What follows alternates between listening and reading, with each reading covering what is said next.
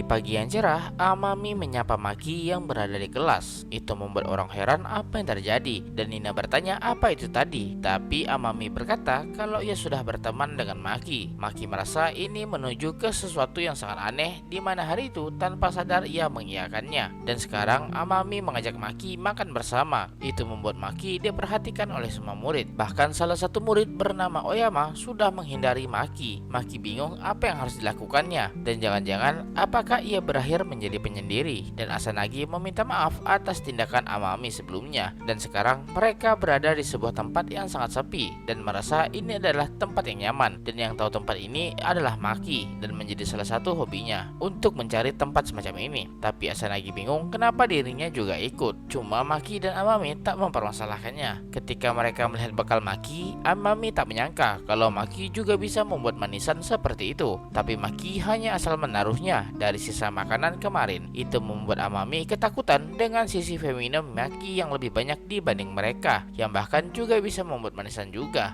Itu membuat Amami penasaran. Maki berkata kalau akhir-akhir ini ia membuat shuffle, yang membuat Amami dibuat tak berdaya. Amami benar-benar kalah telak melawan Maki yang begitu feminimnya. Tapi menurut Maki membuatnya tak terlalu sulit, asalkan mengikuti resepnya. Asanagi bertanya biasanya Maki membuat manisan itu kapan. Maki menjelaskan ketika ia lapar dan ingin membuat sesuatu, ia segera langsung membuatnya saat itu juga. Tapi itu membuat Asanagi dan Amami menjadi jengkel mendengarnya, di mana biasanya orang-orang akan membeli bahannya dulu dan mempersiapkannya secara matang. Mendengar itu membuat Amami ingin memakan pancake dan bertanya apakah Maki bisa membuatnya. Maki teringat kalau masih ada sisa bahan di rumahnya. Itu membuat Amami bersemangat dan akan datang ke rumah Maki hari ini, karena Amami tak bisa menunggunya lebih lama dan meminta Maki membuatkan pancake untuknya, dan bertanya apakah tak masalah jika Asanagi juga ikut, yang membuat Maki menyetujuinya. Asanagi yang melihat Amami dan Maki berpegangan tangan merasa tak senang dibuatnya. Amami pun pergi membeli minuman. Tertinggal Maki dan Asanagi yang berdua saja. Asanagi bertanya apakah tak masalah jika mereka berdua datang hari ini, dan Maki tak mempermasalahkannya. Asanagi berkata kalau Amami itu adalah gadis yang baik, yang membuat Maki bingung. Asanagi merasa kalau Amami adalah gadis yang ceria dan energik dan terkesan seperti anak anjing, yang membuat Maki hampir tertawa dibuatnya. Asanagi tampak khawatir dan bertanya apakah Maki tidak diganggu oleh orang lain. Maki bingung apa maksudnya itu. Itu karena Amami tampak tak peduli dengan reaksi orang di sekitarnya. Maki selalu berusaha untuk tetap tak menonjol dan tak ada bullying secara langsung kepadanya. Asanagi senang mendengarnya, dan jika terjadi sesuatu, Asanagi berharap Maki mengatakannya. Mau bagaimana lagi, Amami sudah terkenal sebagai gadis paling imut nomor 1 di sekolah. Maki hanya bisa tertawa, tapi ketika ia melihat Asanagi, Maki menyadari sesuatu, di mana Maki teringat sesuatu soal Asanagi yang selalu dibicarakan orang-orang, di mana Amami selalu menjadi gadis paling imut nomor 1, sedangkan Asanagi nomor 2-nya. Bagi Maki itu hanyalah candaan dari kelompok anak laki-laki saja, jadi Asanagi tak perlu memikirkannya. Tapi Asanagi tak yakin soal itu, dan merasa sebagai seorang gadis pun ia merasa kalau Amami emang seorang gadis yang paling imut di luar maupun di dalam. Itulah kenapa Asanagi yakin Maki akan menyukai Amami dalam waktu singkat. Dan tak lama setelah itu Amami kembali. Tapi Maki masih bingung apakah itu maksudnya sebagai teman atau lainnya. Ketika para gadis itu berganti baju, Nina bingung kenapa Amami ingin dekat dengan Maki. Menurut Amami karena Maki adalah orang yang baik. Ia berpegang teguh terhadap apa yang ia percayai. Amami merasa kalau Maki selalu mendengarkannya dan menatapnya setiap ia bicara. Itu sama seperti Asanagi Umi. Dan saat ini kita berada di rumah Maki, di mana Maki akan membuatkan pancake untuk Amami dan Asanagi. Maki merasa gugup diperhatikan dan meminta mereka melakukan hal yang lain karena ini akan selesai dengan cepat. Asanagi bertanya soal harga bahannya, tapi Maki merasa itu tak perlu dipikirkan. Amami juga ingin membantu, tapi Maki hanya perlu memanggang bahannya, jadi mereka bisa bermain game sekarang. Amami yang melihat koleksi game Maki merasa nostalgia dengan game-game di sana.